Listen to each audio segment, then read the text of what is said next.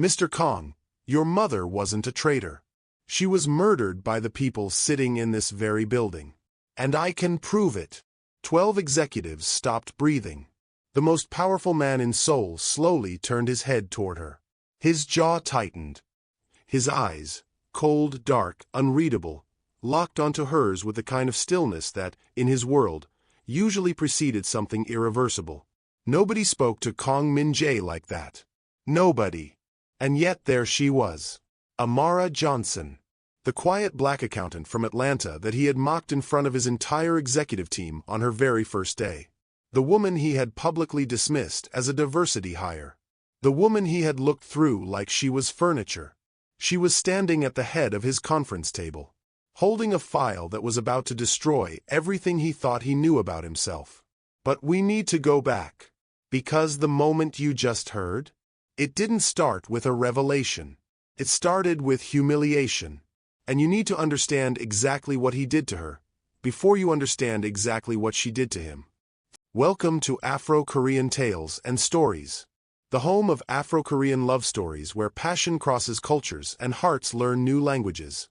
If you're new here, this channel is dedicated to powerful, emotional stories between Black women and Korean men, filled with romance, tension, longing, and moments that stay with you long after the story ends.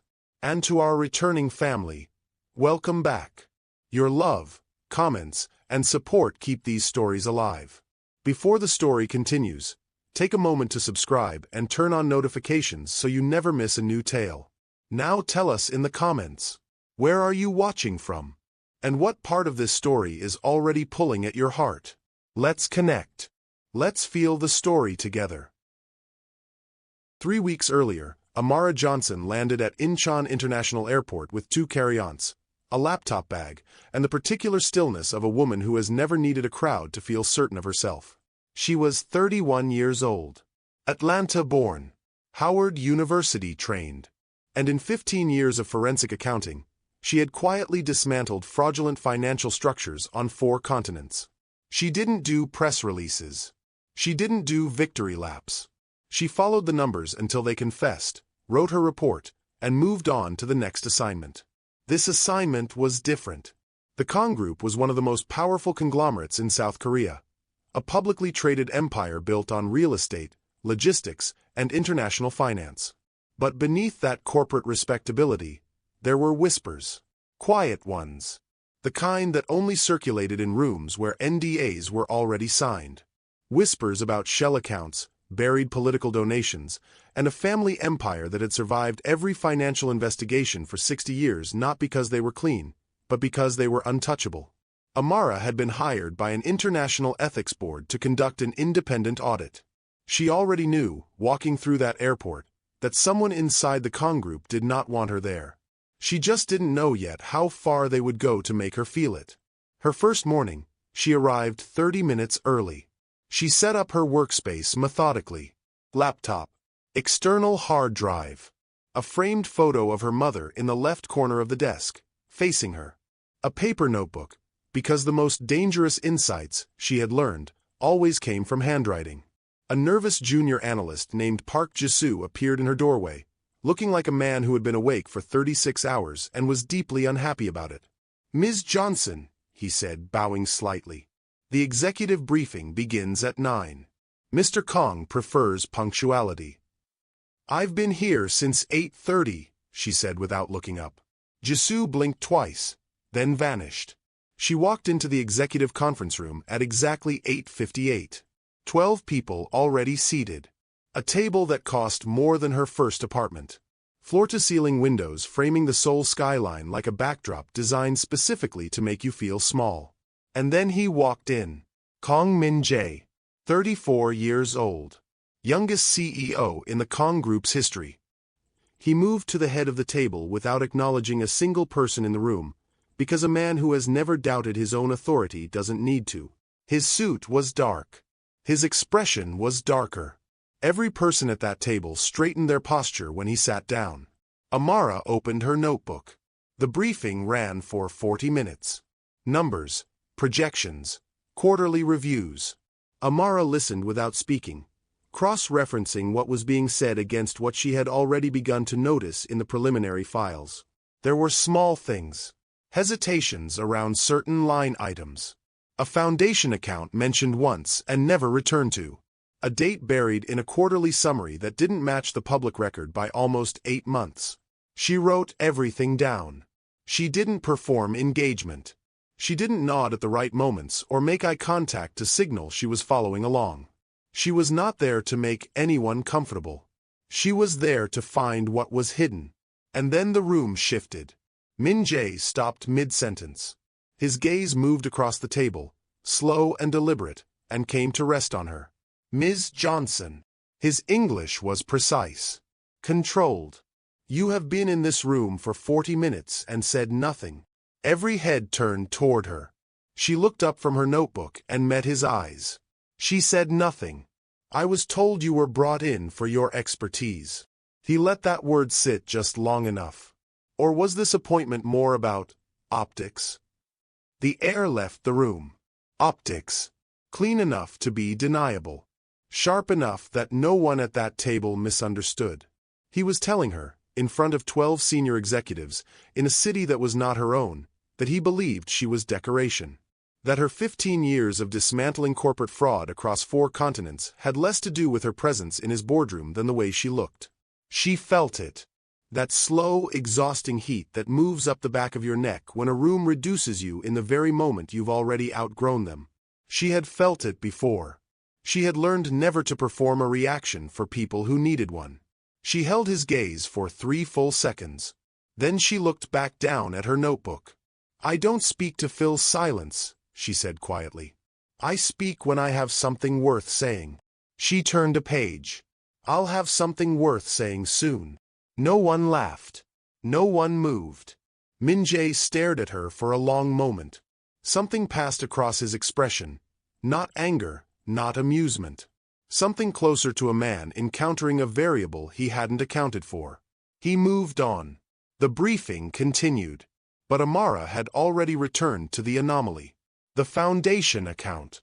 The buried transfer. The date that didn't match. She circled it slowly, deliberately, and underlined it once. 20-year-old money doesn't disappear. It gets moved. Gets hidden. And it always leaves a trail for the person patient enough to follow it. She didn't know yet that the trail would lead directly to the most painful secret of Min Jae's life. She didn't know yet that the woman at the center of that secret had been waiting 20 years for someone with Amara's eyes to find her. All she knew was what she had always known. The room had underestimated her. And she was already 3 steps ahead. Before Kang Min Jae became the most feared name in Seoul's business world, he was just a boy who loved his mother. That's the part nobody talks about. The profiles written about him focus on the empire, the acquisitions, the cold efficiency, the way he could dismantle a rival's operation with the same emotion most people use to order coffee. Journalists called him a prodigy. Competitors called him ruthless. His own family called him the future. But there was a time before all of it, when Kang Min Jae was 14 years old, sitting outside his mother's bedroom door, listening to her cry and not knowing how to help her. That boy still lived somewhere inside the man. Buried. Locked away. But still there. His mother's name was Kang Soo-yeon. And she was, by every account of people who actually knew her, extraordinary. She was warm in a family that treated warmth as a liability.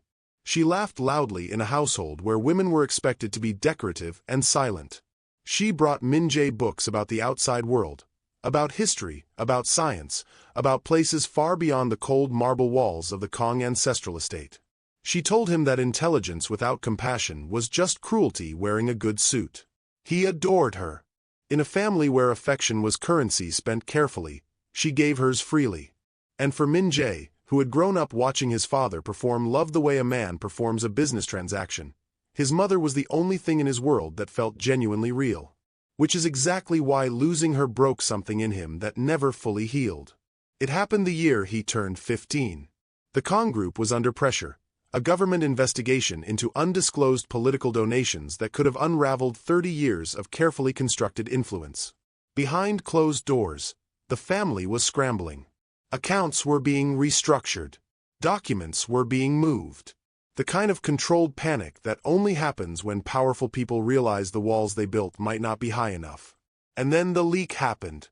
Confidential information about the Kong family's financial arrangements reached the wrong hands. An investigative journalist. A political rival. The details were specific. Too specific to be anything but deliberate. The kind of detail only someone inside the family would know. The family needed a name.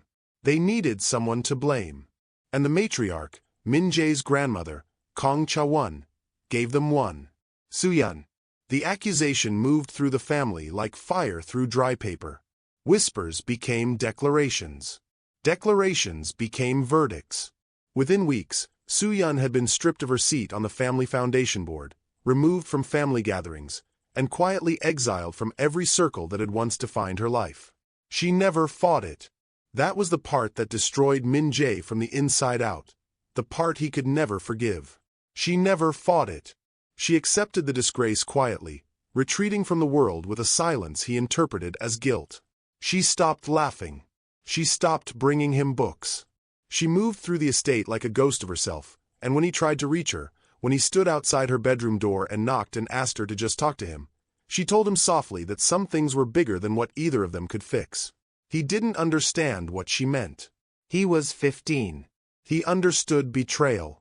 He understood shame. He understood that the mother who had told him compassion mattered had apparently thrown her family to the wolves for reasons she refused to explain. So he did what a wounded 15-year-old boy does when the person he loves most in the world disappoints him beyond recovery. He closed the door. And he stopped knocking. Soo-yeon died 8 months later. The official cause was health complications. The family didn't discuss it further. There was a private funeral, small, quiet, attended mostly out of obligation, and the matriarch delivered the eulogy with the dry precision of a woman filing a report rather than burying her daughter-in-law. Min Jae stood at the graveside in a dark suit that was slightly too big for him and did not cry. He had promised himself he wouldn't. Crying was what she had made him feel like doing every day for 8 months while she faded without explanation. Crying was what she deserved from him and what he refused to give, because if she had truly betrayed this family, if she had truly been as weak and disloyal as everyone said, then she had forfeited the right to his grief. That's what he told himself. Standing at her grave, 14 degrees and overcast, while his grandmother placed a firm hand on his shoulder and said the words that would define the next 2 decades of his life. This is what compassion costs, Min Jae. This is what happens when feeling is allowed to override loyalty. You will not make her mistake. Do you understand me? He didn't answer.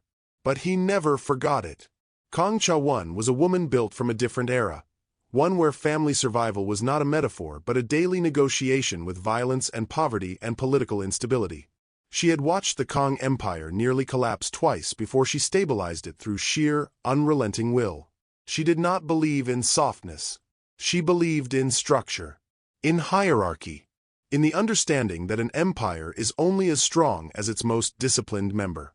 She had tolerated Soo-yeon's warmth while it served the family's image. The moment it became inconvenient, she cut it out. And then she turned her full attention to Min Jae. She moved him out of the residential wing and into the executive study quarters. She enrolled him in leadership intensives.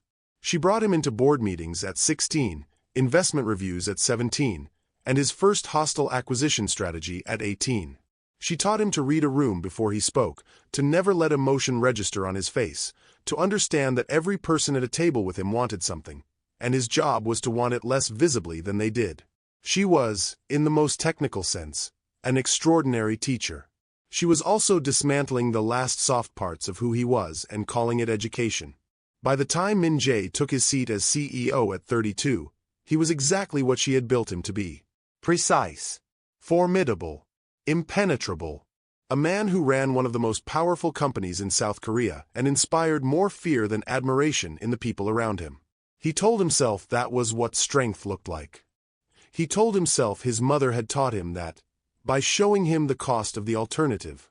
He had built a monument to her failure and lived inside it every single day. What he didn't know, what he couldn't know, was that somewhere in the basement archives of the Kong Group's Seoul headquarters, in a series of folders that hadn't been properly accessed in over 2 decades, there was a different story waiting.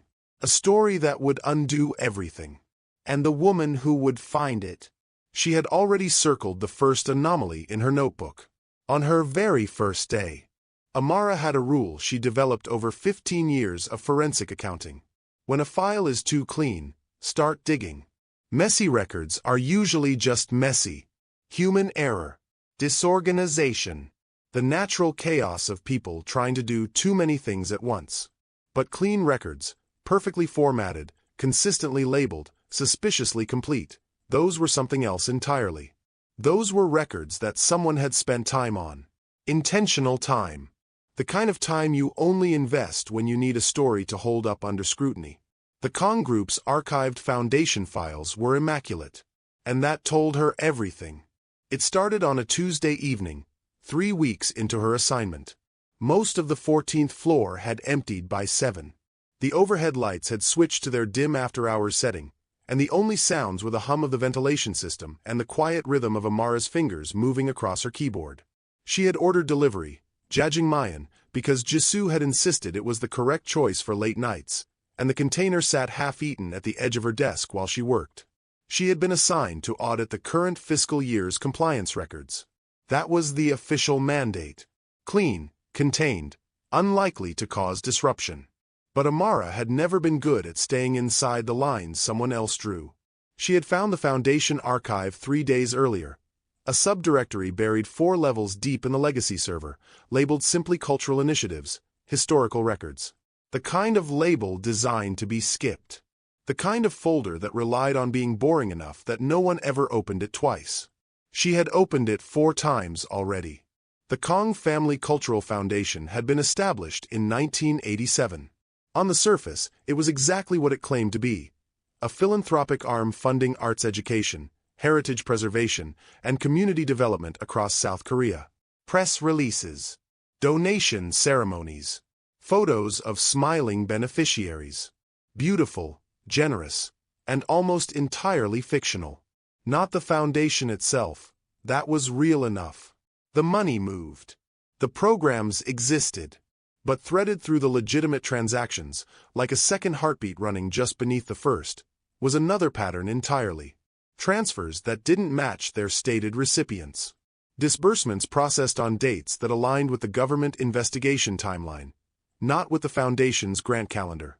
And 3 shell entities, registered as cultural preservation nonprofits, that had received significant funding and then, within 18 months, quietly dissolved. Amara sat back in her chair. She picked up her pen. She wrote 1 word in her notebook, circled it, and underlined it twice. Routing. Someone hadn't just moved money. Someone had moved money with a destination in mind and a reason to hide where it was actually going. She cross-referenced the transfer dates against the public record of the government investigation into the Kong Group, the one that had nearly unraveled the family 20 years ago. The one that had ended, somehow, with no charges filed and no formal findings published. The correlation was not subtle.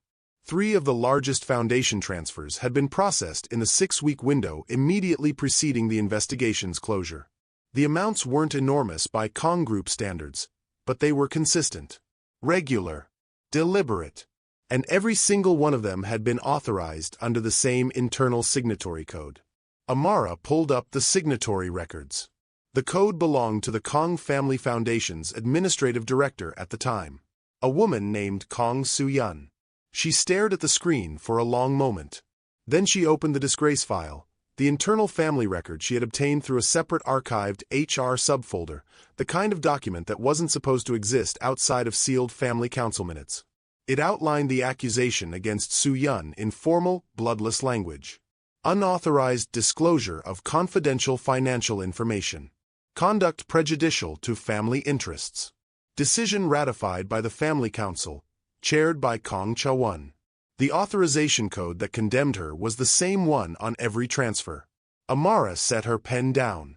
She pressed her fingers together and stared at the ceiling for exactly 30 seconds, the way she always did when a pattern clicked into place and she needed a moment before she followed it to its conclusion. Because here was the thing about Soo-yeon's authorization code. It was on the transfers. But the transfers themselves, the actual routing instructions, the destination accounts, the disbursement timing, those had been structured by someone with a level of financial sophistication that a foundation administrator simply would not have had. The architecture of this money movement required access to the Kong Group's primary banking infrastructure. It required knowledge of the investigation's internal timeline. It required relationships with the shell entities that had been pre-registered months before the transfers occurred. Soo-yeon hadn't designed this. She had signed it. And there was a devastating difference between those two things.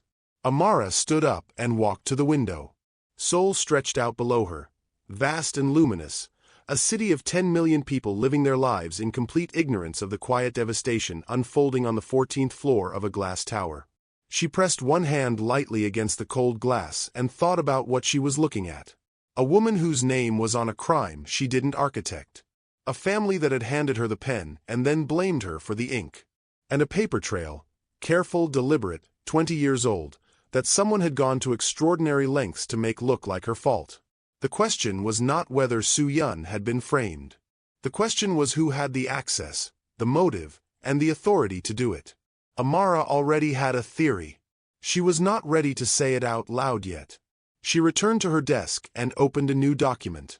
She began building a parallel timeline, the official family narrative on one side, the financial record on the other. Date by date. Transaction by transaction.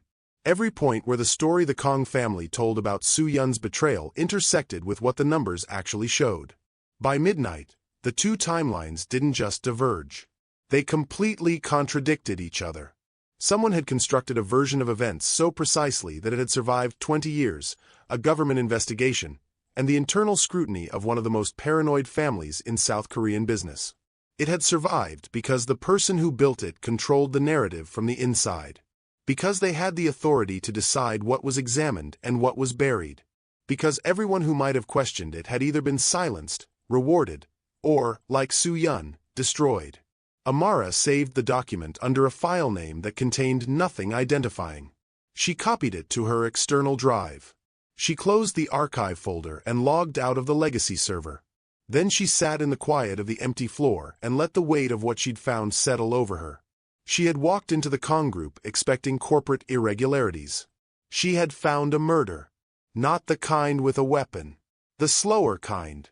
The kind that happens when you systematically strip a person of their name, their dignity, and every reason they have to keep going, and then stand over the result and call it their own fault.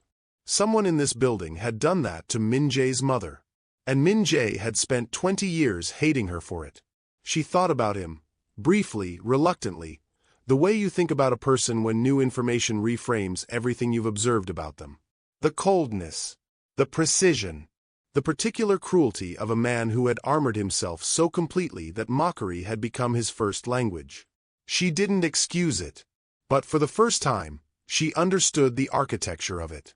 He hadn't been born like that. He had been built. The question now was not whether to tell him. The question was whether he was capable of surviving what she had found. And she didn't know the answer yet. Amara had interviewed liars for 15 years. Corporate executives. Foundation directors. Men who had built entire careers on the architecture of misdirection. She had sat across from all of them, calm, unhurried, watching the small tells that people don't know they're giving. The micro-expression that flickers before the rehearsed answer. The stillness that isn't composure but control. The way a person's eyes move when a question lands closer to the truth than they expected. She knew exactly what she was walking into when she requested a private meeting with Kong Min-jae. What she didn't know, what she couldn't have fully prepared for, was how it would feel to watch a man that powerful come undone in real time. She requested the meeting through official channels. Formal. Professional. She listed the subject as legacy account review, compliance clarification. The kind of language designed to sound routine. The kind of language that would not trigger alarm bells in anyone monitoring internal communications. Min-jae's assistant responded within the hour. Thursday, 6 p.m. His private office. 15 minutes. Amara wrote it in her notebook, closed it, and spent the next 2 days preparing for the most delicate conversation of her career. His private office was nothing like the conference room.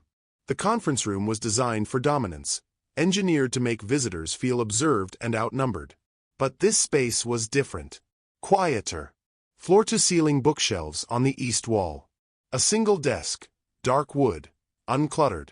And on the credenza behind his chair, almost invisible unless you were looking for it, a framed photograph turned slightly away from the room.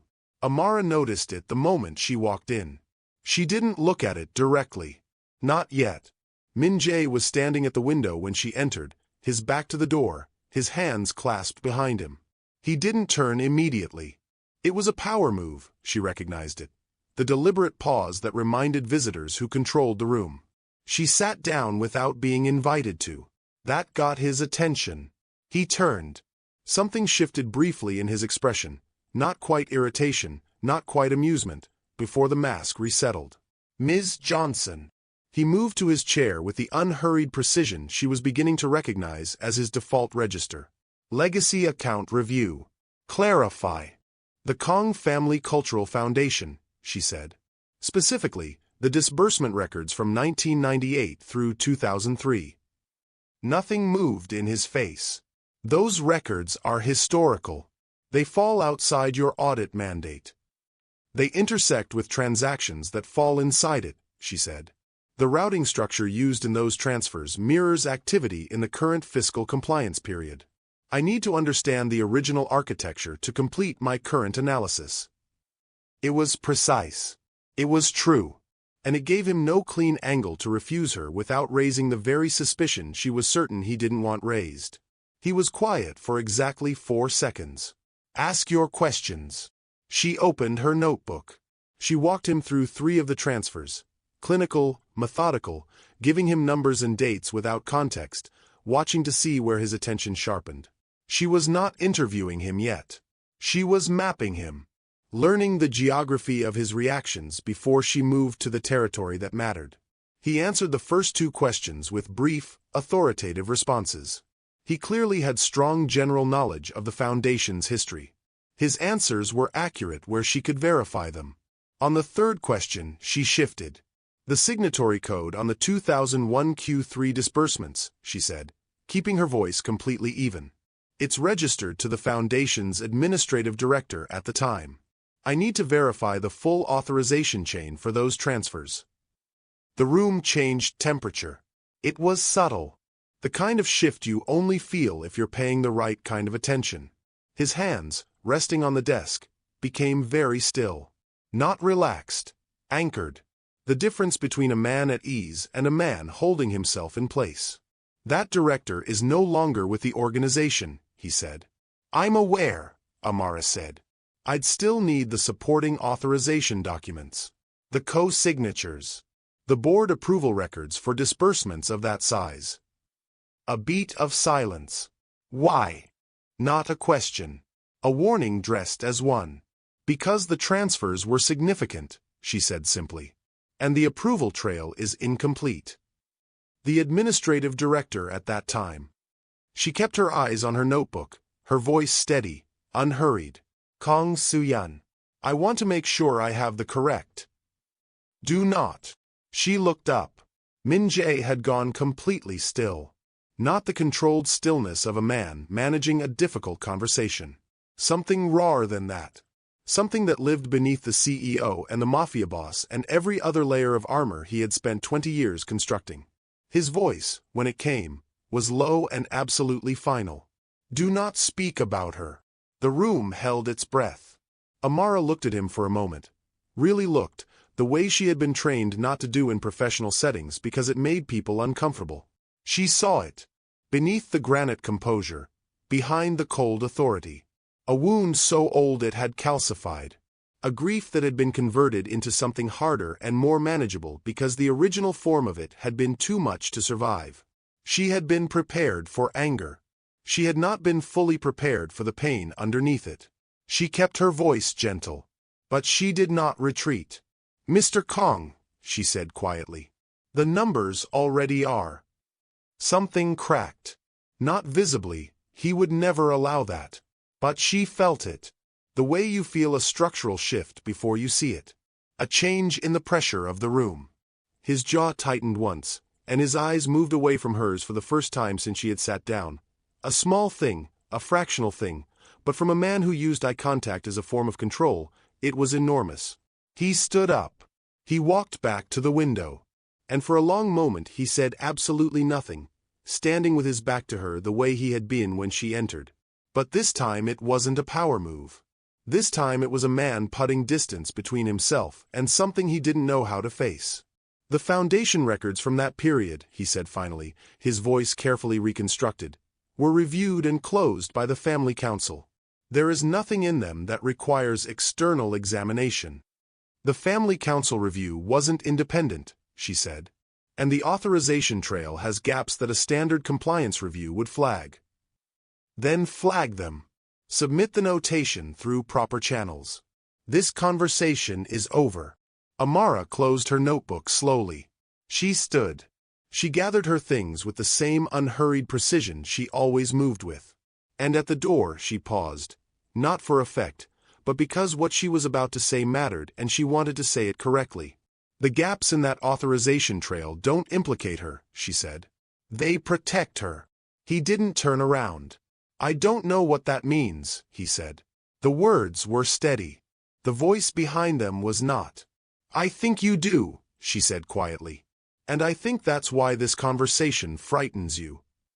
She left before he could respond. Min-jae stood at the window for a long time after the door closed. Seoul moved below him, indifferent, relentless, and he stood above it the way he always had. Untouchable, elevated, removed from anything that could reach him. But something had reached him. 4 words, delivered without cruelty, without theatrics, without any of the weapons people usually brought into a room with him. The numbers already are. He turned slowly and looked at the photograph on the credenza. His mother. Young in the picture. Younger than he was now. Smiling in the way she used to smile before the last year of her life, when smiling had stopped being something she could access. He had not looked at that photograph directly in over a month. He looked at it now. And for the first time in 20 years, the story he had built around her death, solid, settled, closed, felt like it had a door in it. A door he had never noticed. Or perhaps one he had never been willing to see. The access grant arrived in Amara's inbox at 11:47 p.m. No message. No explanation. Just a system notification, restricted archive clearance, level 4, authorized by the CEO's personal credentials, and a single folder path that led directly into the deepest layer of the Kong Group's legacy financial server. She stared at her screen for a long moment.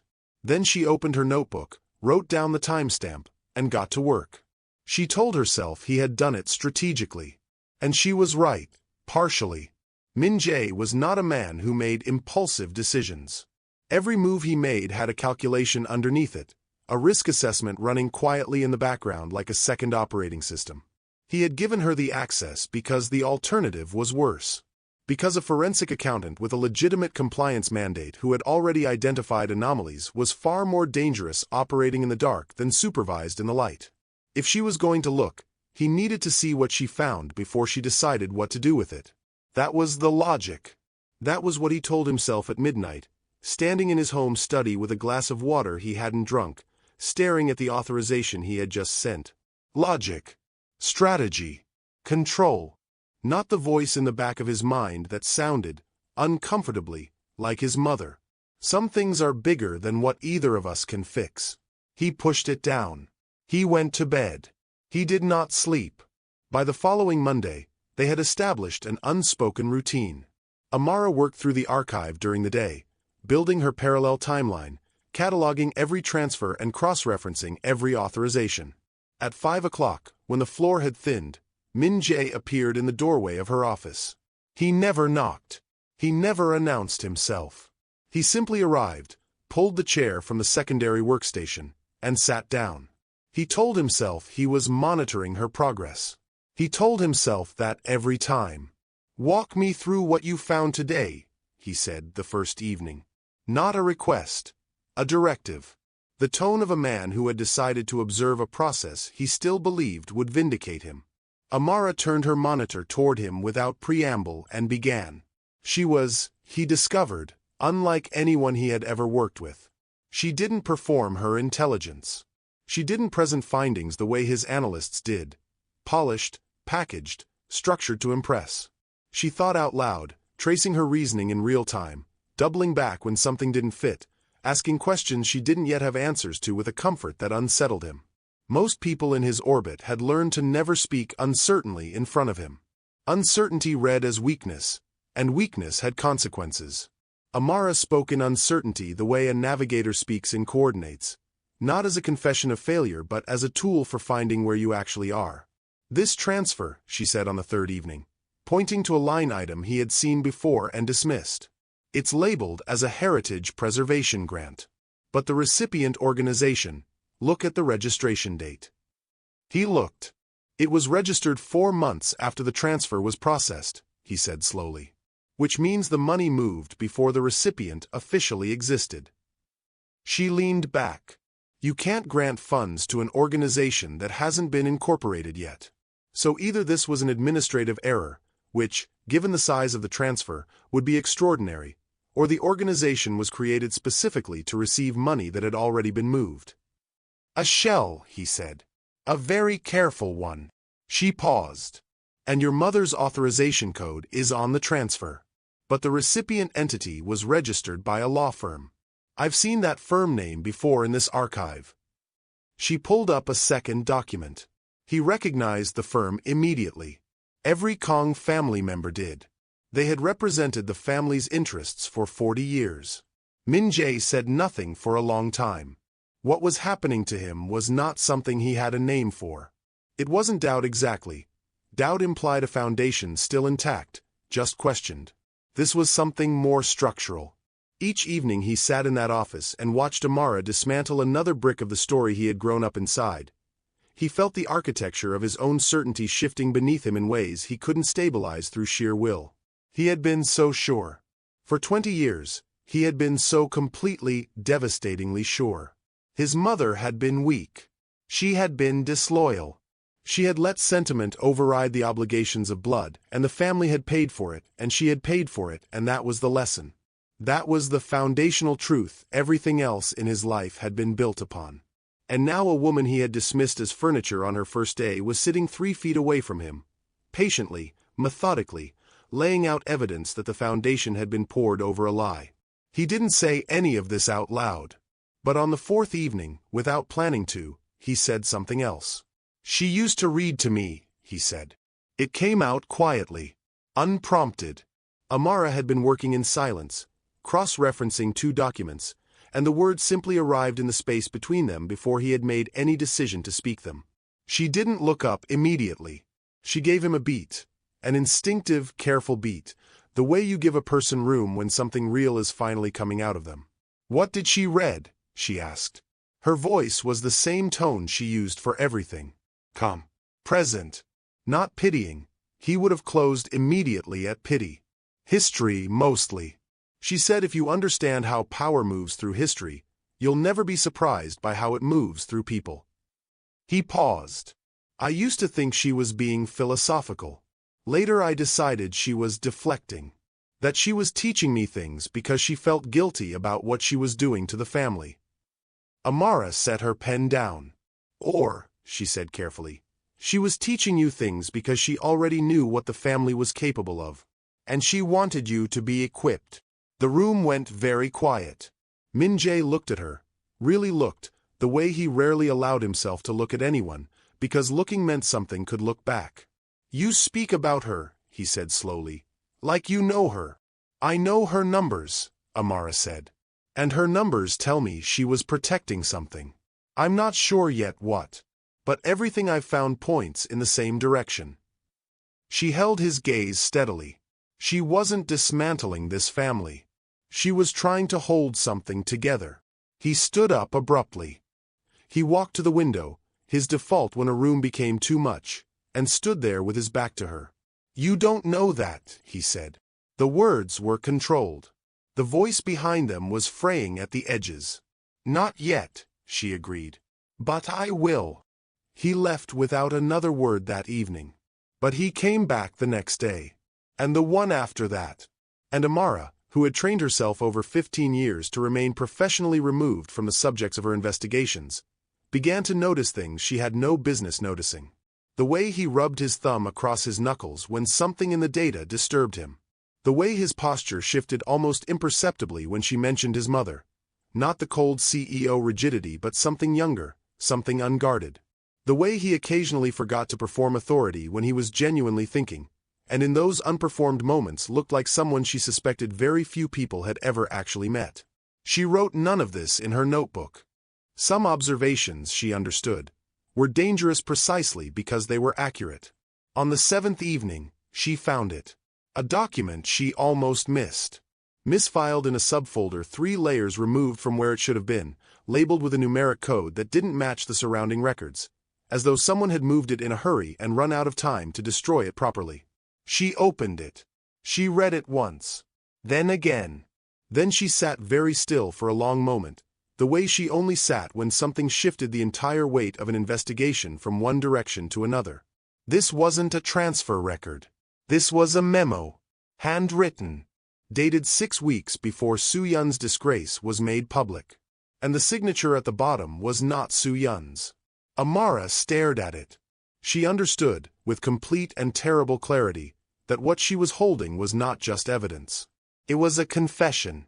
There are moments in an investigation when the evidence stops being abstract. When it stops being numbers and dates and authorization codes and becomes something with a heartbeat. Something that bleeds. Amara had experienced it before. The moment a financial trail stopped being a puzzle and became a person. A life. A cost that someone, somewhere, had paid in full. She had learned to stay clinical in those moments. She was not clinical right now. The memo was handwritten on Kong Group letterhead. Dated February 14, 2001. 6 weeks before the Family Council convened to formally strip Soo-Yun of her standing. 6 weeks before the woman who read history books to her son became, officially and irreversibly, the woman who betrayed the Kong Empire. It was addressed to the family's legal counsel. And it was signed by Kong Cha-won. Amara read it once, slowly, her finger tracing each line as though physical contact would help her process what she was seeing. Then she read it again. Then she set her hands flat on the desk and made herself breathe.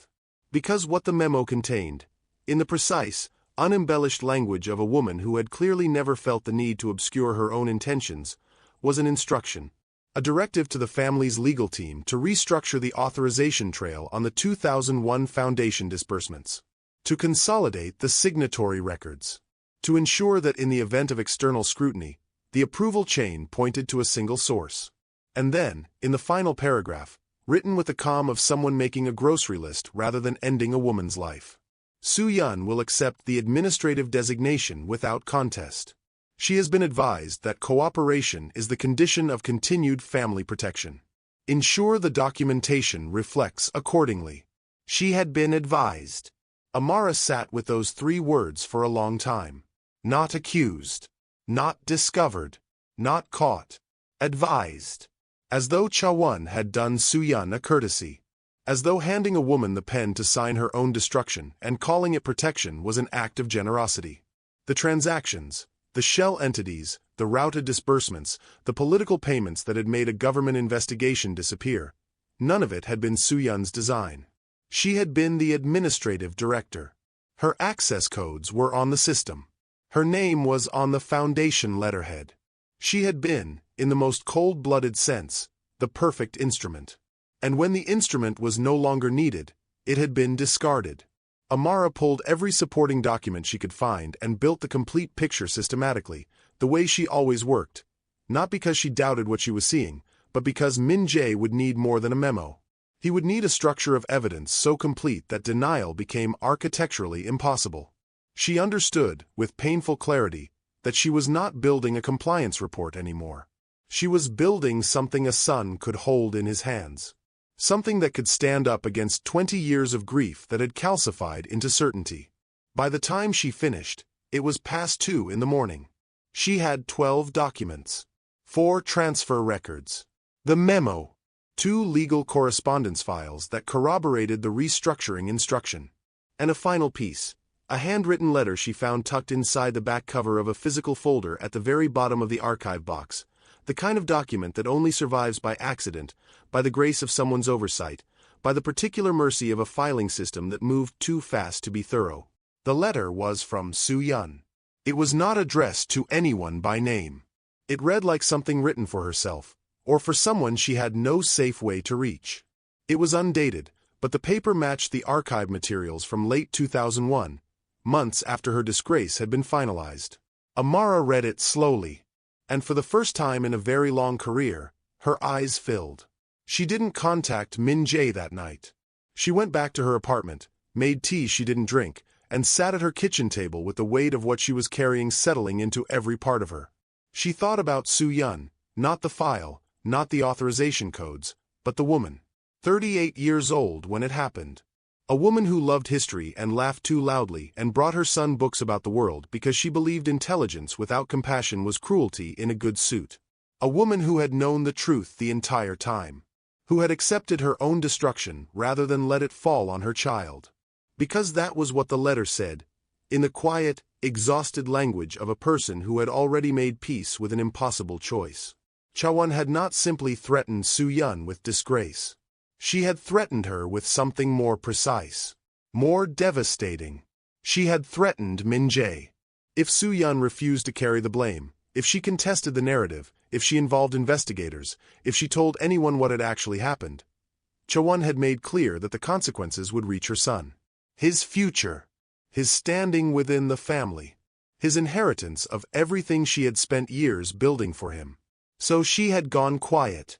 She had accepted the exile.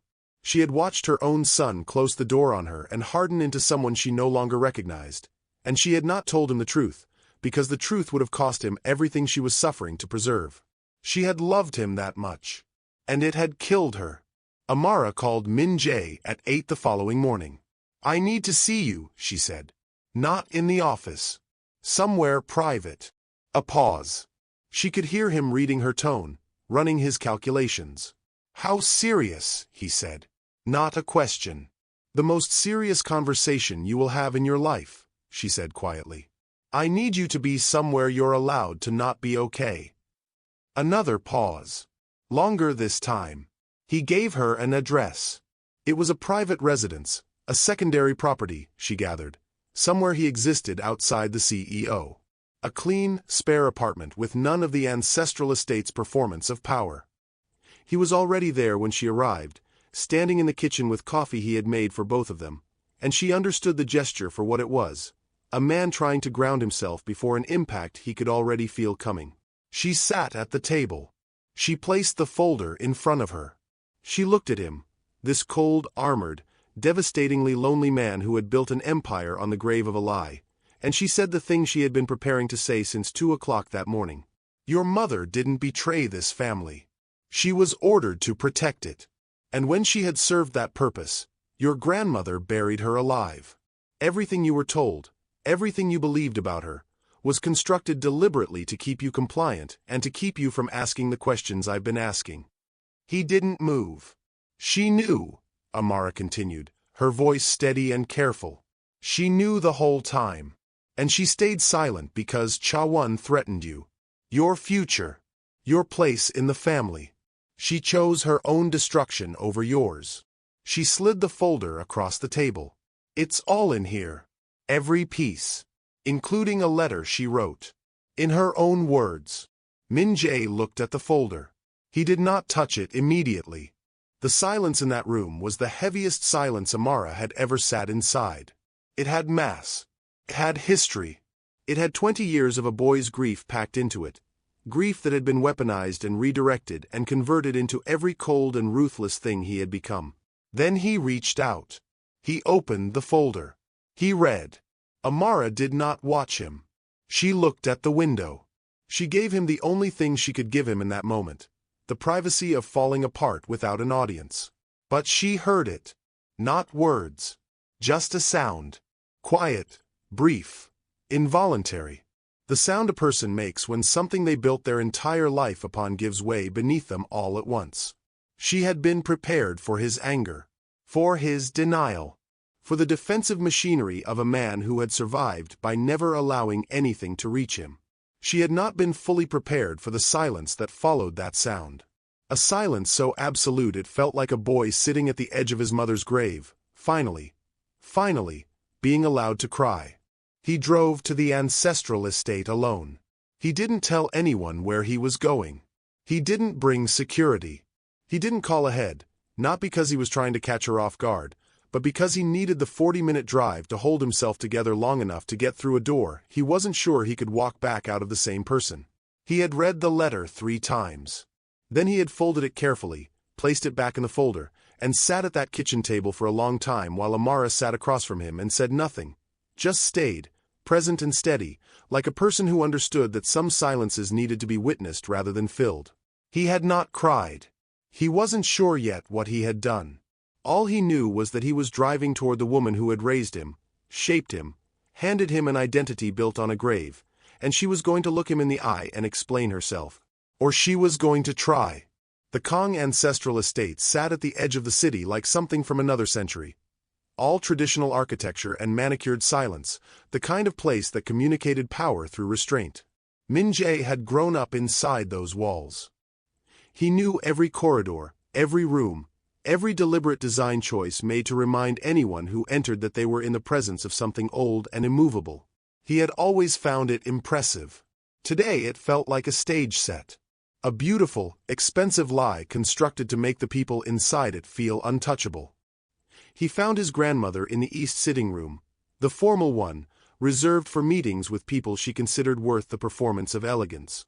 She was seated near the window with tea, dressed with the precision of a woman who had decided decades ago that appearance was its own form of authority.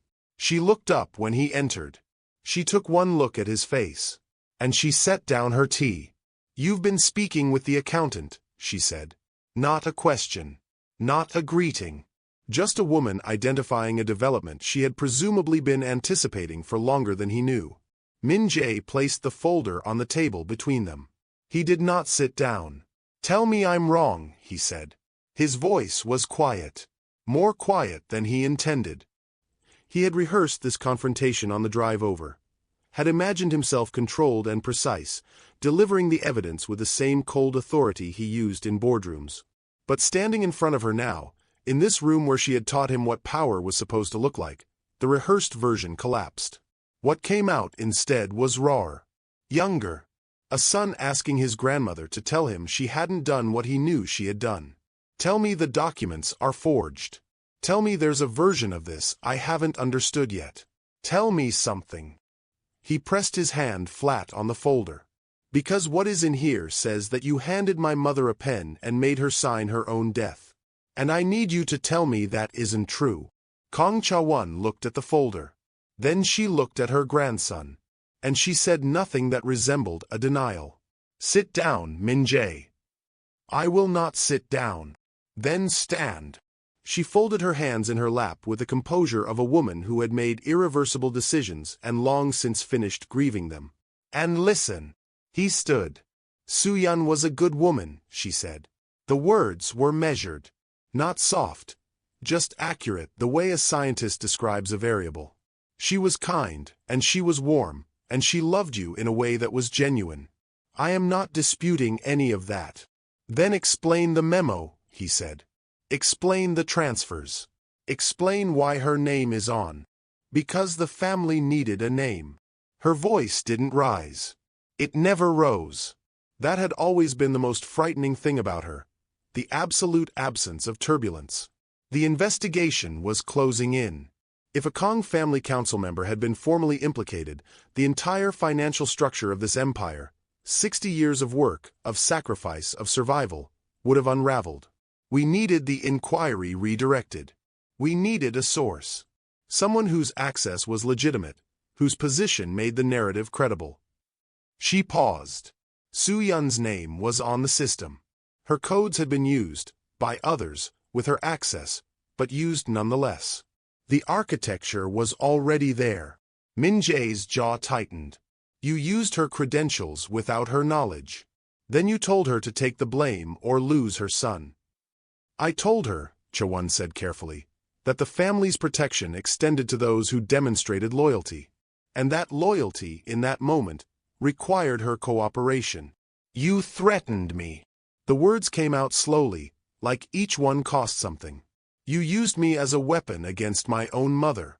She protected me by destroying herself, and you let her. You watched her disappear, and you said nothing, and you brought me to that funeral, and you told me grief was weakness." His voice finally broke on the last word, just slightly, just enough for both of them to hear it. Cha-won did not look away. "A family survives," she said, "by cutting out weakness." There it was. 5 words. Delivered without cruelty, without remorse, without any of the things that might have made them easier to receive. Just a statement of philosophy from a woman who had lived by it so long she had mistaken it for truth. "Soo-yun's compassion was a liability," she continued. "Her attachment, to you, to ideals that had no place in the world we operate in, made her a vulnerability. It was not personal. It was structural. This family does not survive sentiment. It survives precision." "She was my mother," Min-jae said. "She was a wife, a daughter-in-law, a member of this family by marriage, not by blood." Cha-won's gaze was unflinching. "You are Kong. You are blood. And everything I did, everything, was in service of what you would inherit. You destroyed the only person who made me human," he said. "And then you spent 20 years congratulating yourself for it." Something moved in Cha-won's expression. Fractional. Brief. Not guilt. He didn't think she was capable of guilt in the way he understood it. But something that looked, just for a moment, like the recognition of a cost she had calculated and accepted long ago. "I made you strong," she said. "You made me cold," he said. "You handed me a lie and called it a spine." He picked up the folder. He looked at her, this woman who had shaped every significant thing about him, who had taken the rawest wound of his life and packed it full of ideology, who had turned a boy's grief into a machine and called it leadership. He had loved her. He understood, standing there, that some part of him still did. And that it didn't matter. "I am going to restore her name," he said quietly. "Publicly. Formally. Whatever it costs. And I am going to dismantle every structure you built that depended on her silence." Cha-won regarded him with something that might, in another woman, have been called sorrow. "If you do that," she said, "you will fracture this family beyond repair." "The fracture already exists," he said. "You put it there 20 years ago. I'm just the one finally saying it out loud." He walked to the door. Behind him, her voice came one final time, quiet, controlled, and for the first time in his memory, carrying something that sounded almost like age. "You are more like her than you know, Min-jae." He stopped. He did not turn around. "I'm starting to understand," he said. That's the best thing I could be." He walked out. What he didn't know, couldn't have known standing in that doorway, was that the conversation had not been as private as he believed. The Kong estate had always had ears. And by morning, what had passed between a grandmother and her grandson in the east sitting room would have reached exactly the people inside the family who had been waiting, for years, for a reason to choose sides. The war hadn't started. But the first shot had just been fired. By Thursday morning, everyone inside the Kong group's inner circle knew. Not the details, not yet. But they knew the shape of it. The way people in closed power structures always know when something fundamental has shifted. You feel it before you can name it. In the way conversations stop when you enter a room. In the way people who have always made direct eye contact suddenly find something fascinating about the middle distance. In the way the building itself seems to hold its breath differently. Amara noticed it the moment she stepped off the elevator. She noticed it in Jisoo's face, the barely contained anxiety of a man who had spent his entire career learning to read the temperature of this organization and was currently reading something that frightened him. She noticed it in the way two senior directors who passed her in the corridor exchanged a look that had nothing to do with the quarterly reports they were both carrying. She sat down at her desk, opened her laptop, and understood that whatever had happened between Min-jae and his grandmother 2 days ago had moved through this building like electricity through water. Fast, invisible, and dangerous to anyone who happened to be standing in the wrong place. The first sign that this had crossed from corporate tension into something older and more violent came at 11 o'clock. Min Jae's head of security, a man named Woo Sung-ho who had been with the family for 15 years and communicated almost exclusively through silence and proximity, appeared in Amara's doorway without announcement. He didn't speak immediately. He looked at her the way people look at a problem they've been assigned to manage. "Mr. Kong has arranged alternative accommodation for you," he said. "Effective this evening. You'll be moved to a secured residence." Amara looked up from her screen. "I have accommodation." "You had accommodation," he said. "Your current address has been accessed by parties outside this organization." Mr. Kong considers the situation changed. The room went very still inside her chest. "What parties?" she said. Sung-ho's expression didn't shift. "The kind that don't make formal introductions." She went to Min Jae's office immediately. He was standing at his desk, not sitting, standing, with 3 people she recognized as senior family council members arranged around the room in the tense configuration of a meeting that had not been going well before she walked in. He looked at her when she entered. Something moved in his face, relief she thought, though on him it was barely detectable, before the CEO reasserted itself. "Give us the room," he said to the others. One of them, an older man named Director Kong Byung-soo, a cousin of some remove who wore his loyalty to Cha-won like a second suit, looked at Amara with an expression she had no difficulty reading. He believed she was the problem. He left without a word, but the leaving itself was a statement. When the room cleared, Min Jae moved around the desk and stopped a few feet from her. He looked, for the first time since she had known him, like a man managing multiple simultaneous emergencies and refusing to let any of them reach his face. "You need to tell me what's happening," Amara said. "The family council convened last night," he said. "Without my authorization." Byung-soo called it. "He has the standing to do so under the family charter if he can secure 4 co-signatures from senior members. He got 6. What was the agenda?" "Me." He said it flatly. Specifically, a motion to trigger the executive succession clause. An argument that he paused, choosing the word with precision. "Recent actions constitute conduct destabilizing to the family's interests. They're trying to remove you. They're trying to contain me before I dismantle the structure that has made all of them very comfortable for a very long time." He looked at her directly. "My grandmother has spent 40 years building a loyalty network inside this organization. People whose positions, whose security, whose entire financial existence depends on the architecture she created. The architecture your documents prove was built on fraud. And they'd rather protect the architecture than acknowledge the fraud," Amara said. "They'd rather protect themselves," he said. "Which is the same thing." She understood then, fully, completely, with a specific clarity that only comes when something you've been studying abstractly suddenly becomes physically present, that she was no longer conducting an audit. She was standing inside a war. The documents she had found. The memo. The letter. The parallel timeline she had built with such methodical patience. They hadn't just given Min Jae the truth. They had handed him a weapon. And the people in this building who had spent decades benefiting from the lie those documents exposed were not going to sit quietly while he used it. This was not corporate politics. This was blood politics. And somewhere between the legacy server and the east sitting room of the Kong ancestral estate, she had become a variable in an equation that predated her arrival by 60 years. "The access to my address," she said. "Who?" Min Jae's jaw tightened. "We're still confirming. But the signal points toward people who do work for the family that doesn't appear in any official record." She absorbed that. "They wouldn't," she started. "I don't know what they would do," he said, and the honesty of it, the admission that there were things even he couldn't control, was more frightening than any threat she could have named. "Which is why you're being moved. Tonight. Min Jae." She used his name deliberately, without the title, without the professional distance she had maintained since the first day. It was the first time she had done it, and they both noticed. "I came here to complete an audit, not to become collateral in a family war." "I know that," he said quietly.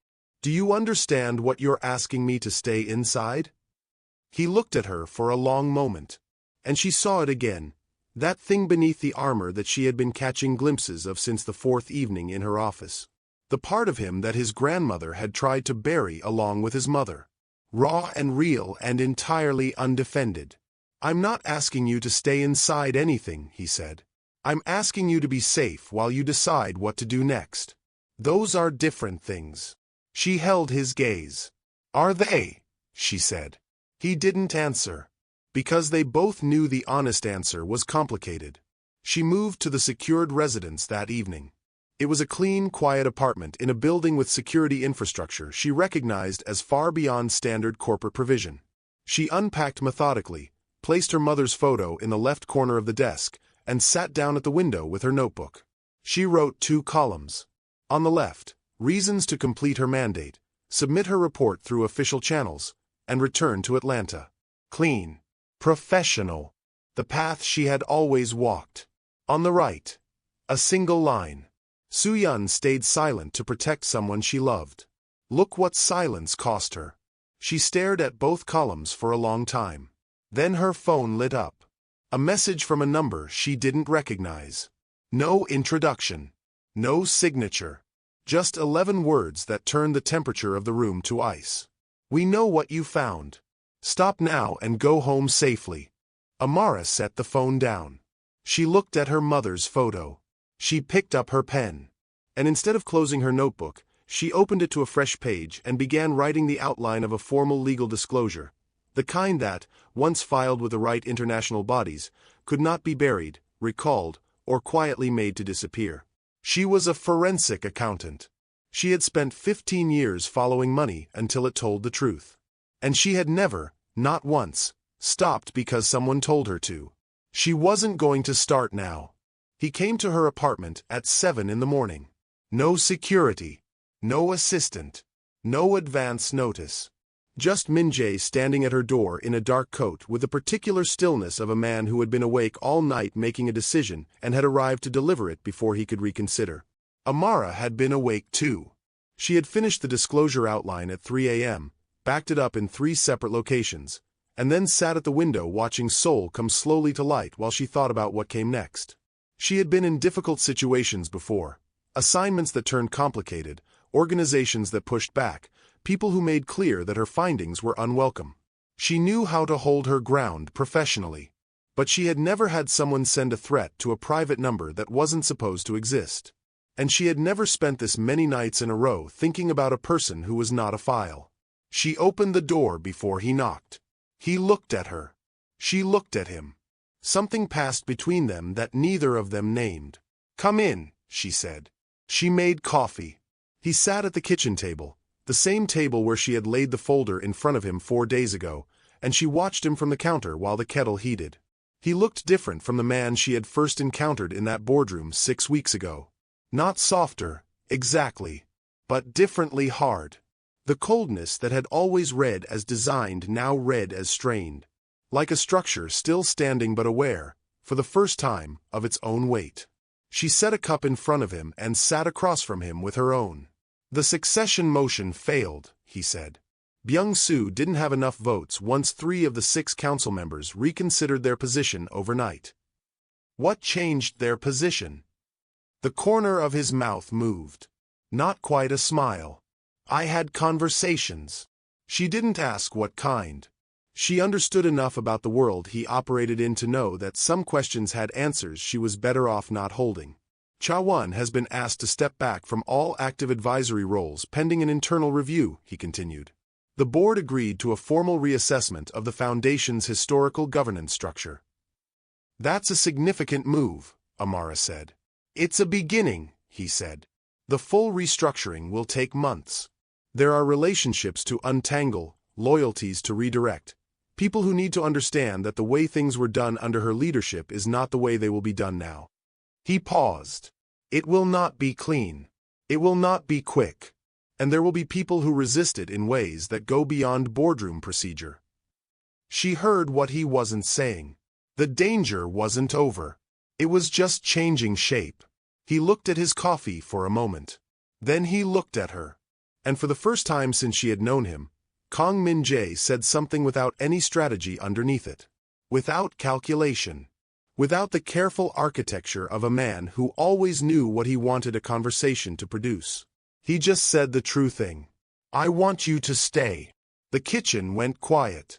Not for the audit, he said. The audit is complete. You've done everything your mandate required and more. I mean, he stopped. Began again. I am about to reshape the entire internal structure of one of the most powerful organizations in this country. I am going to restore my mother's name publicly, which will make enemies I haven't finished counting. I am going to dismantle 60 years of governance built on the understanding that cruelty is strategy and silence is loyalty. He met her eyes. I don't want to do it without you in the room. Amara was quiet for a long moment. She had known this was coming.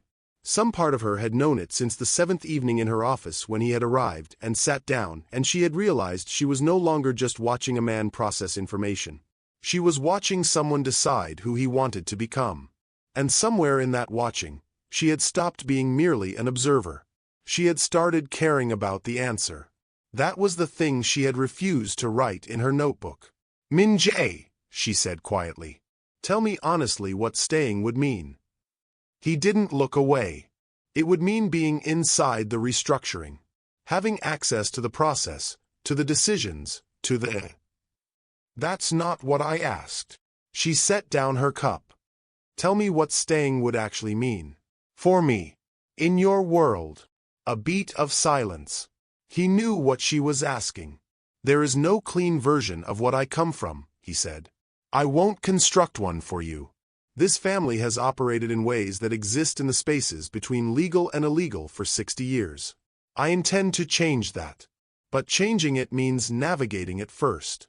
And the people I will have to navigate are not. He paused. They don't distinguish between the CEO and the people around him. You would be adjacent to a power struggle that has its own rules and its own risks.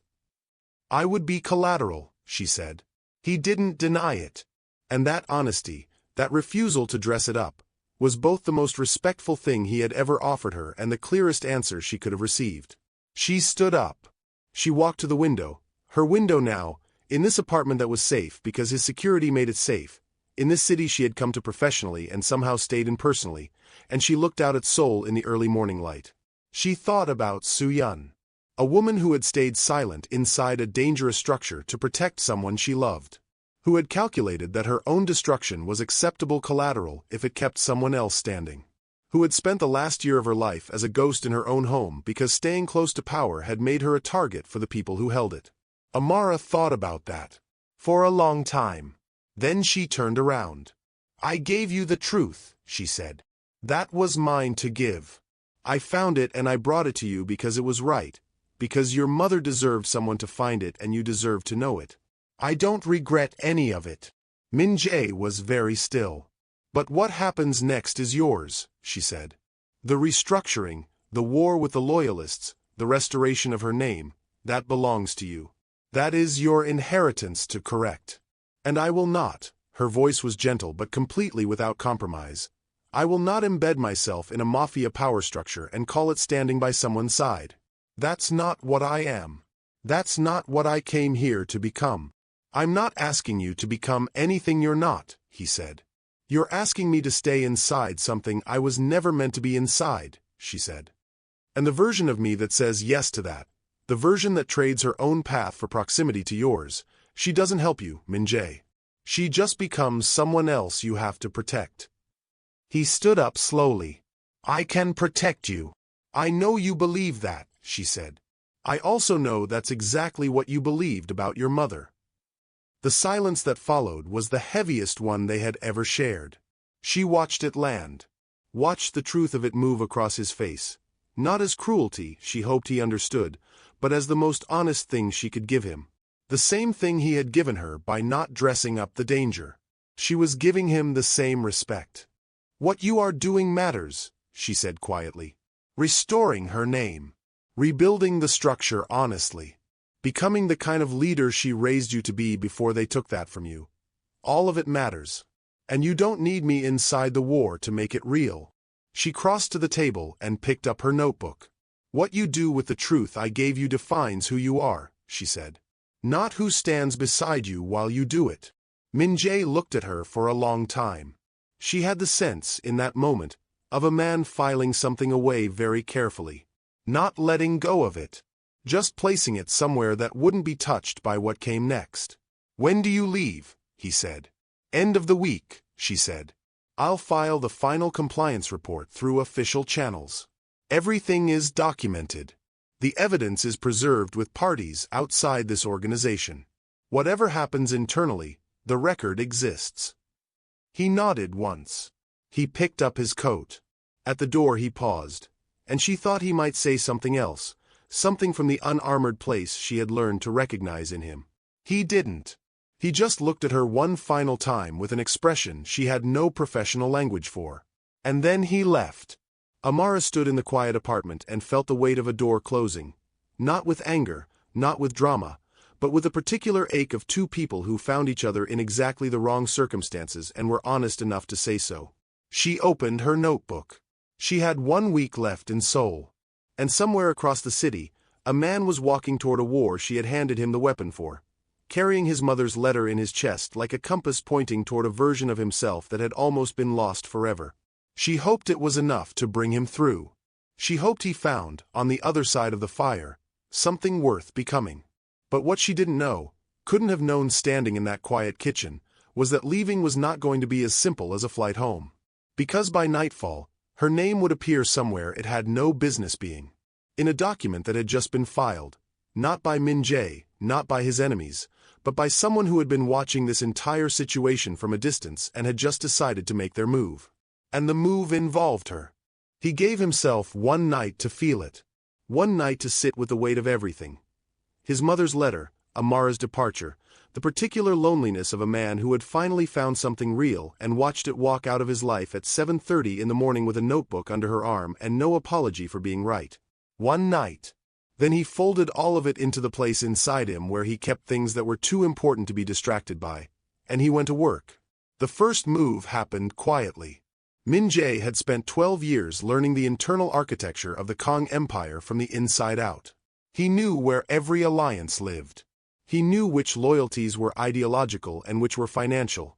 And he understood, better than anyone, that financial loyalty is always more reliable because it can be restructured. Cha-won had built her network on obligation, on fear, and on the understanding that her protection was worth more than any individual's conscience. It was an effective system. It had lasted 40 years. Its weakness was that it required her to remain untouchable. Min-jae was about to touch everything. He started with the board. Not the family council, the independent board members. The ones who had been carefully selected over the years for their willingness to ask no difficult questions in exchange for comfortable positions and generous compensation. Cha-won had always treated them as furniture. Decorative. Manageable. Min-jae treated them as the most important people in the building. He met with each of them individually. He came with documents, Amara's documents, structured and formatted with the precision she had built into every piece of her work. Transfer records. Authorization trails. The memo. The shell entity registrations. All of it laid out in language that left no room for interpretation and even less room for deniability. He did not ask them to take his side. He simply showed them what side they were already on, and what it would cost them when the full picture became public. Which he assured them, calmly and without theatrics, it would. 4 board members requested emergency legal counsel within 24 hours. 3 of them came back to him by end of week. The second move was the foundation. He appointed an independent governance review committee, external, international, structurally impossible for the family to influence, and announced it through official corporate channels before the inner circle had time to organize a response. The press release was measured and professional. It spoke of commitment to transparency, to historical accountability, to the highest standards of ethical governance. It did not mention Cha-won by name. It didn't need to. Everyone who mattered understood that the review would lead directly to her. That every financial manipulation she had orchestrated over 4 decades was about to be examined by people she had no relationship with and no leverage over. Director Byung-soo called him within the hour. "You are destroying this family," he said, without greeting. "I am auditing it," Min-jae said. "There is a difference. I'd suggest you reflect carefully on which side of that audit you'd like to be found on. He ended the call before Byung-soo could respond. But Cha-won was not finished. Min-jae had known she wouldn't be. She had not built 60 years of influence by surrendering when challenged. She had survived government investigations, internal dissent, and the deaths of people who had known too much. A grandson with documents was not, in her assessment, an extinction-level event.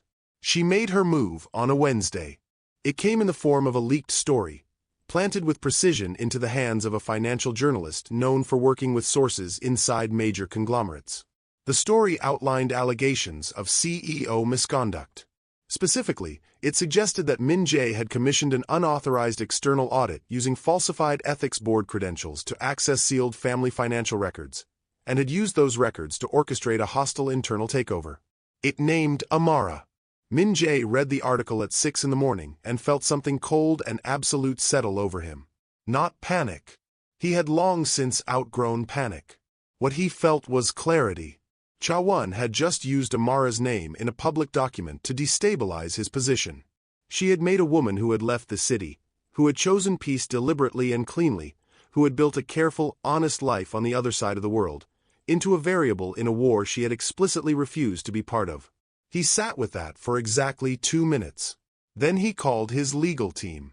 I need a full disclosure package ready for the regulatory authority by end of business today, he said. Everything. The transfers, the shell entities, the memo, the authorization restructuring. All of it formally filed under corporate misconduct provisions. He paused. And I need a statement prepared for the press. Not from corporate communications. From me. Personally. His legal counsel was quiet for a moment. Min-jae, if we file formally, this becomes a matter of public record. The family, he said quietly, should have considered that before they put her name in a newspaper. The public statement went out at noon. It was 4 paragraphs long.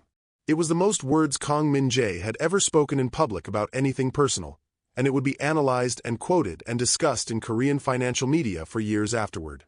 He confirmed the existence of the internal investigation. He confirmed its findings.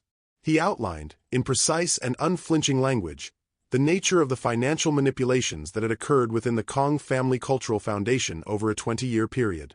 He stated that the independent governance review had been initiated to ensure full accountability and to restore the integrity of an institution that had been used as an instrument of deception. And in the final paragraph, the one that made every editor who read it stop and read it twice, he stated that the disgrace attributed to Kang Soo-yeon in 2001 had been a fabrication. That she had been falsely implicated to protect the interests of other family members. That the record would be formally corrected through every legal mechanism available to him. He signed it with his full name. He did not consult Cha-won. He did not warn Byung-soo. He simply released it into the world, and then sat at his desk while Seoul erupted around him and felt, for the first time in 20 years, that he was standing on ground that was actually his. The family fractured publicly within hours. Council members issued contradicting statements. Byung-soo called a press conference that devolved into visible disarray when a journalist asked him to respond directly to the documentary evidence Min-jae had released. 3 of Cha-won's longest-standing allies quietly issued statements distancing themselves from the foundation's historical governance. The architecture she had built over 40 years didn't collapse dramatically. It collapsed the way all structures built on bad foundations eventually collapse. Not with a single explosion, but with a series of small, irreversible failures, each one making the next more inevitable. Min-jae watched it happen from the 42nd floor. He did not feel triumphant. He felt necessary.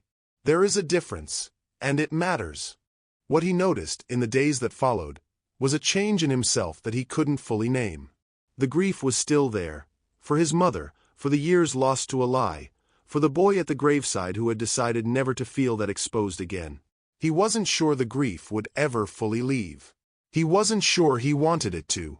He was beginning to understand the most honest thing about him. But alongside the grief, something harder had settled in. A resolution. The kind that doesn't come from winning but from deciding, truly, finally deciding, who you are willing to become and what you are no longer willing to protect. He was still cold in rooms that required coldness.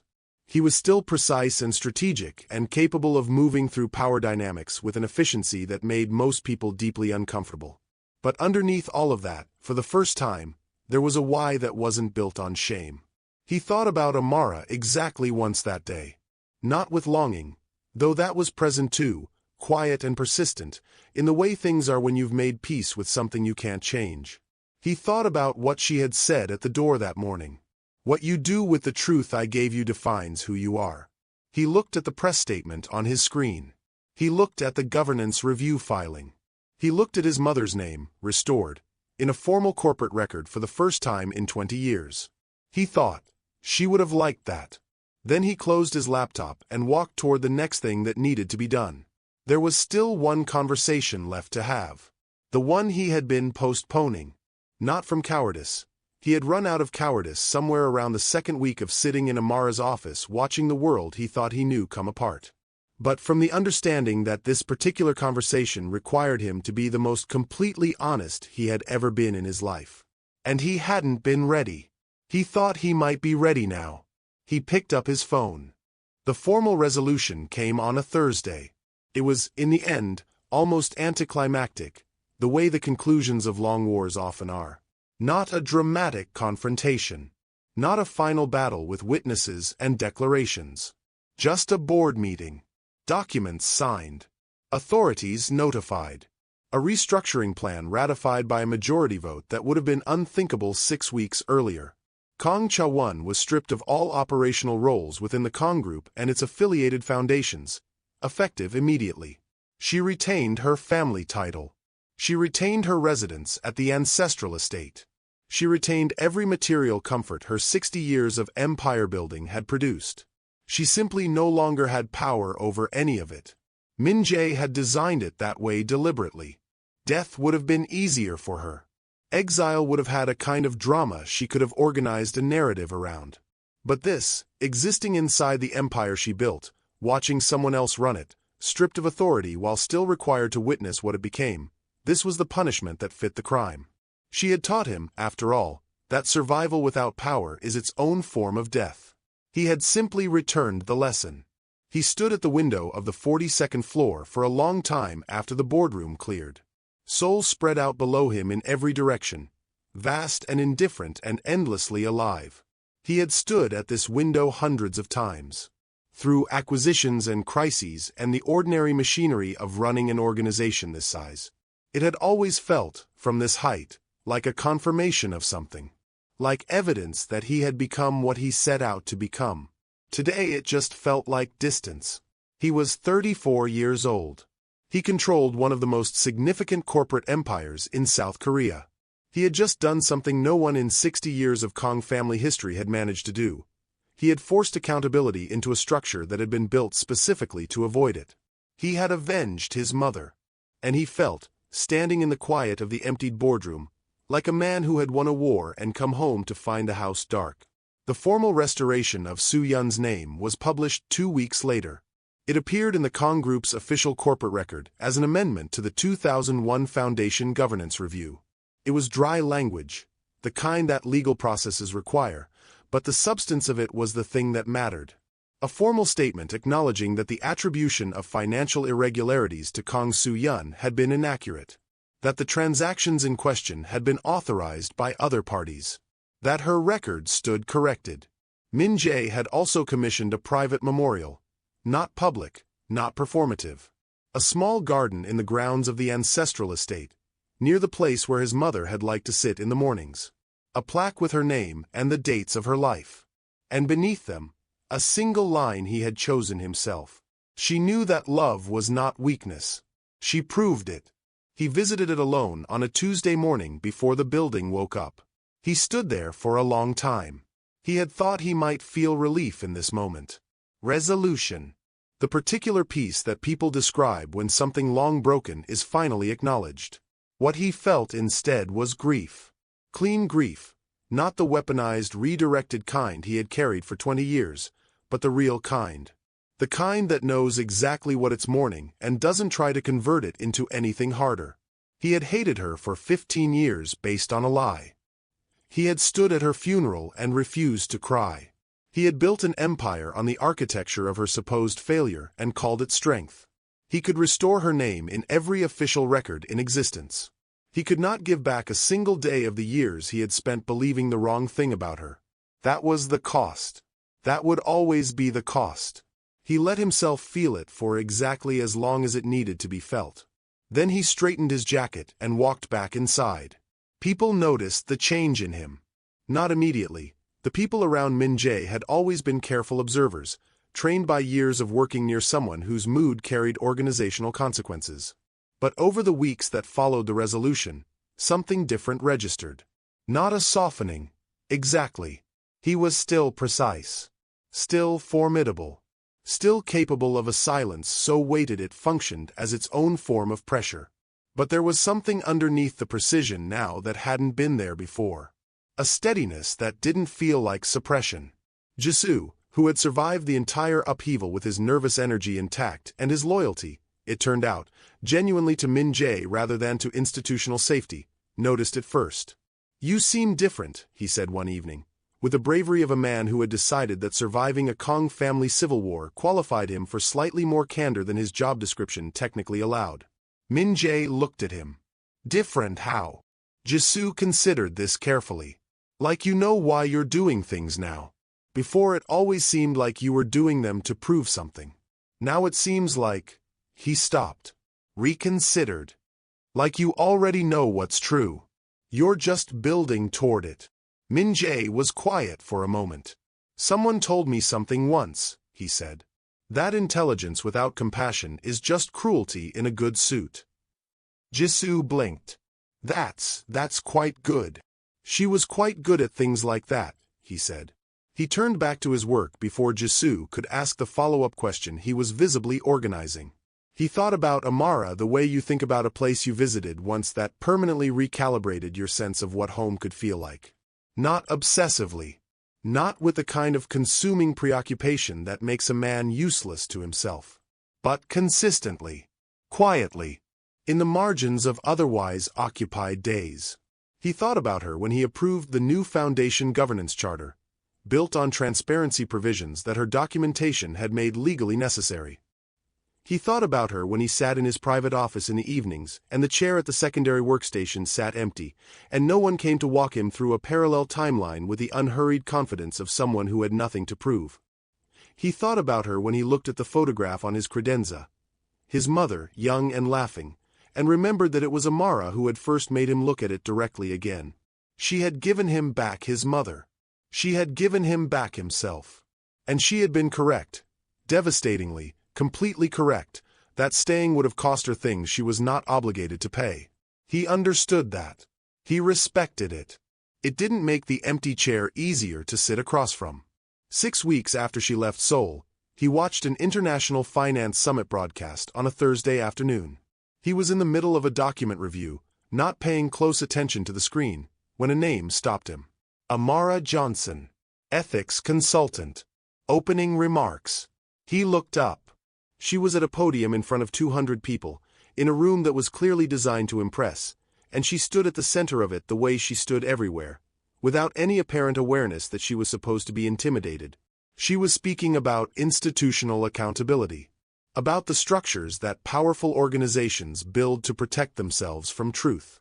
About what happens when someone follows the numbers all the way to the end, regardless of what they find there.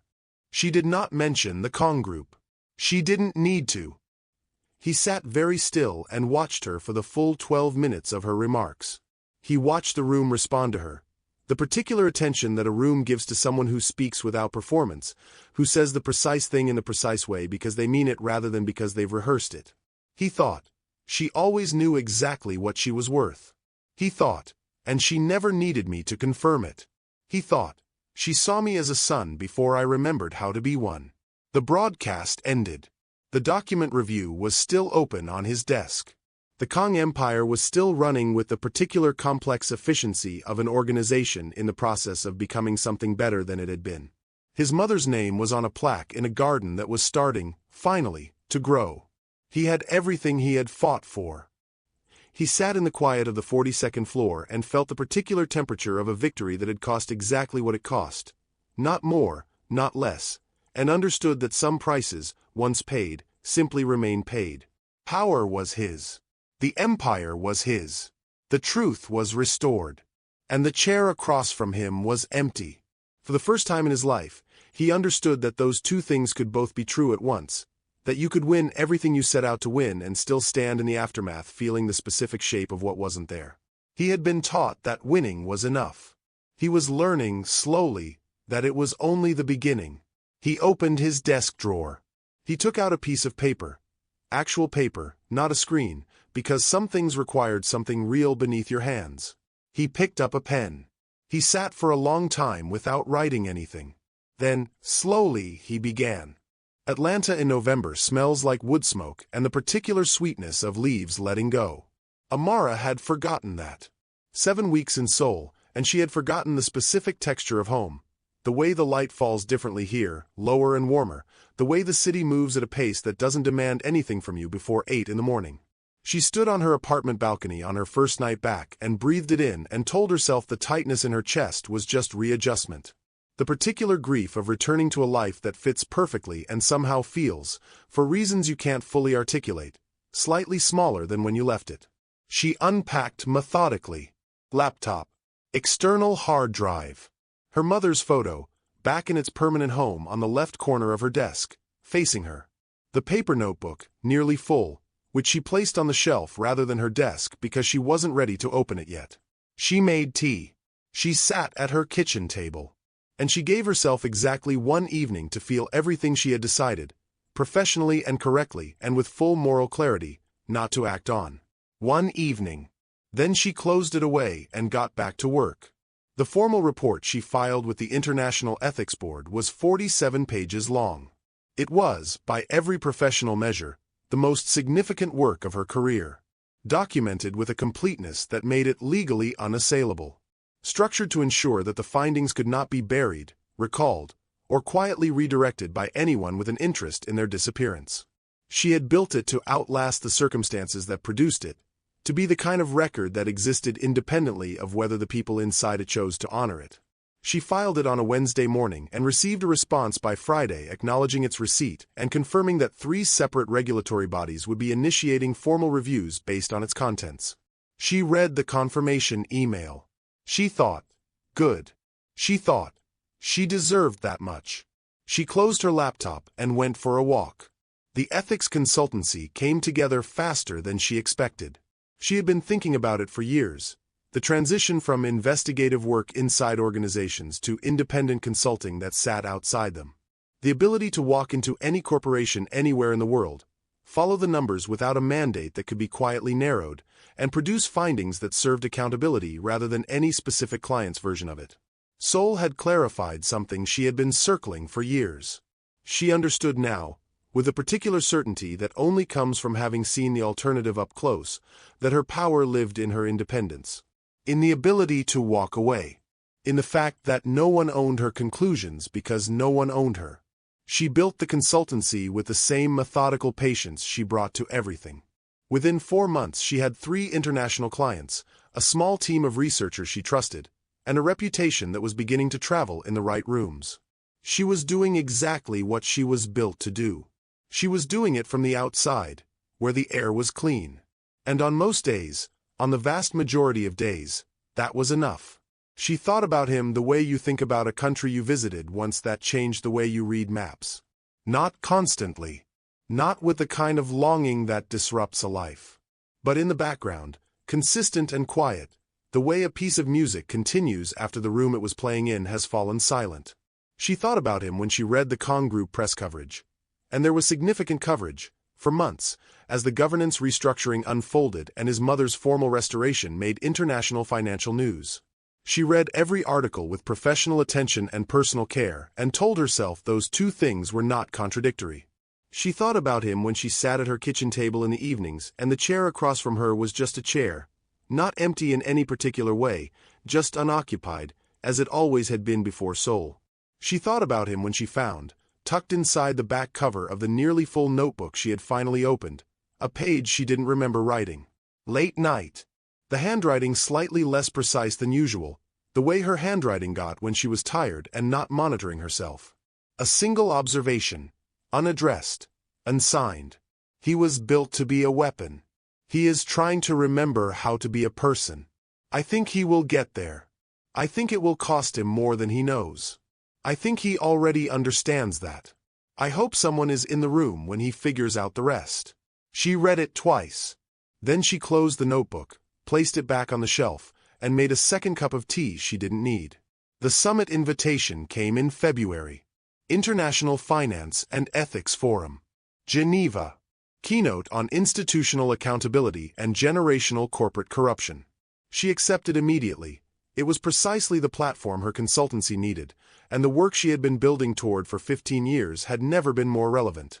She prepared for 6 weeks. She wrote the keynote herself, from scratch, without notes, because the material lived in her at a cellular level now. She stood at the podium in front of 200 people in a room of considerable consequence, and she spoke about the architecture of institutional lies. About the human cost of financial fraud dressed as family loyalty. About what it takes to follow the numbers all the way to the end when the end is something powerful people would prefer remain buried. She did not mention Seoul. She did not mention the Kong Group.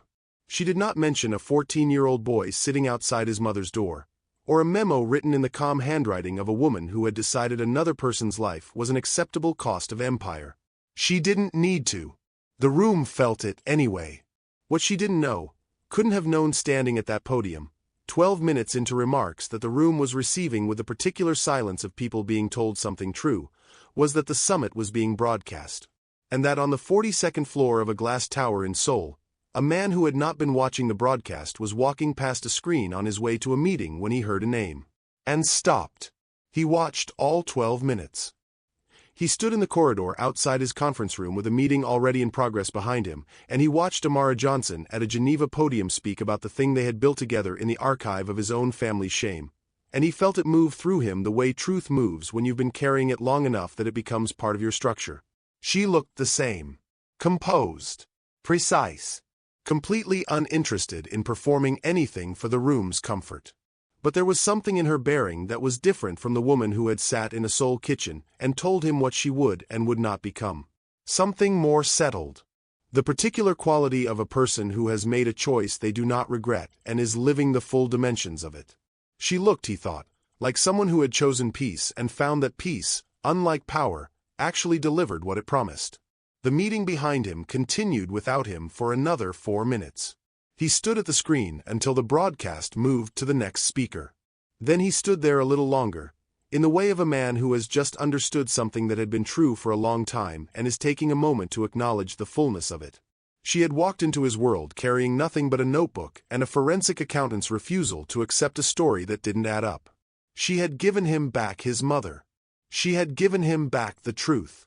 She had handed him the most important thing anyone had ever given him, and then, with the same calm precision she brought to everything, she had walked away rather than be consumed by what he did with it. She had seen him as a son before he remembered how to be one. She had seen him as a person before he remembered that person existed. And she had done it without asking for anything in return except that he used the truth honestly. He took the elevator to the ground floor. He walked through the marble lobby, past the security desk, past the staff who straightened slightly when they saw him, past the architecture of power that he had spent 20 years earning and 3 months beginning to rebuild into something worth standing inside. He walked out of the building. He stood on the pavement in the cold February air and looked at Seoul, his city, his empire, his inheritance, and felt, with absolute clarity, what it was and what it wasn't. It was everything he had fought for. It was not enough. Not because he had been wrong to fight for it. Not because his mother's restoration wasn't worth every cost the war had extracted. But because a victory that you can't turn to someone and share is just a solitary room with expensive furniture. He understood, standing there, what his grandmother had never understood. What she had tried to cut out of him along with everything else she considered weakness. That power without someone to be human in front of is just performance. And he was so tired of performing. He reached into his coat. He took out the letter he had been carrying for 6 weeks, folded, sealed, addressed in handwriting that was slightly less precise than usual because he had written it late at night without monitoring himself. He had been carrying it since the Thursday he picked up the pen. He looked at it for a long time. Then he looked at the city. Then he took out his phone and booked a flight to Atlanta. Not because he knew what she would say, but because his mother had taught him, in a letter written in exile, in the handwriting of a woman who had already made peace with her own silence, that the cost of not saying the true thing is always higher than the cost of saying it. He had spent 20 years learning that lesson the hard way. He was not going to spend 20 more. And that is where we leave them. A woman who chose peace, and found it. Building something honest from the outside, the way she always knew she was meant to. A man who chose the war, and won it. Standing at the edge of everything he fought for, holding a letter, booking a flight. Whether they find their way back to each other, whether the distance between Atlanta and Seoul, between a life built on independence and an empire still learning to be clean, whether any of that can be bridged by two people who met in the wreckage of a 20-year lie and somehow, briefly, made each other more whole than they had been before.